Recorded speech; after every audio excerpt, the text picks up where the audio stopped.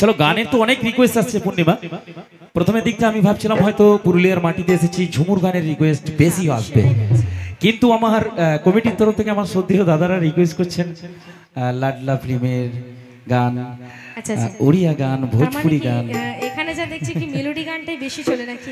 আচ্ছা চলো, যে গানগুলি আপনারা রিকোয়েস্ট করছেন, আমার কাকা বাবুরা তো রিকোয়েস্ট করছেন, অবশ্যই সেগুলি মেলোডি গান।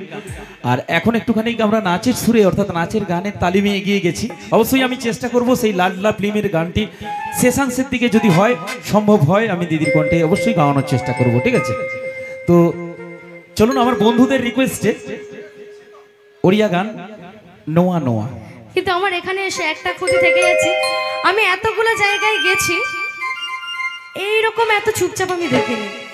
মানে খুব সুন্দর মেশে, মিশতে খুব ভালো জানে, কিন্তু এখানে সেই মানুষেরা কিন্তু মিশতেটা জানে না, এইটা আমার একটু ও মিশছে না। আসলে আমার মেলা কমিটি ব্যারিকেডটা এত দূর প্রান্ত পর্যন্ত করেছি যে তোমার কাছে অর্থাৎ মঞ্চের পাশে ওনারা আসতে পারছে না। আমার বন্ধুরা কিন্তু অনেকটা দূরে রয়েছে, ঠিক আছে? বন্ধুরা যে তোমার সাথে মিশবে, মেশার কিন্তু জায়গাটা পাচ্ছে না, অনেকটা তফাতে রয়েছে, ঠিক আছে? আওয়াজটাও তো আসে, আওয়াজটাও তো নেই, ওরা আবার নিচের দিকে রয়েছে, ঠিক আছে? আচ্ছা চলো, খুব সুন্দর এনজয় করছে বন্ধুরা। চলো ফিরবো ওড়িয়া গানের তালে, আর তারপরে ইয়ে টাঙ্গানা ইয়ে সোরাই সেরেং করলে কথা। আচ্ছা চলো, ঠিক আছে চলো, ঠিক আছে চলো ফিরবো ওড়িয়া গানের ডালিতে। আমার বন্ধুদের রিকোয়েস্টে নোয়া নোয়া এবং আমার ব্রেকআপ ড্যান্সারদের মঞ্চে ডেকে নেবো। খুবই পুরনো একটি গান, চলো।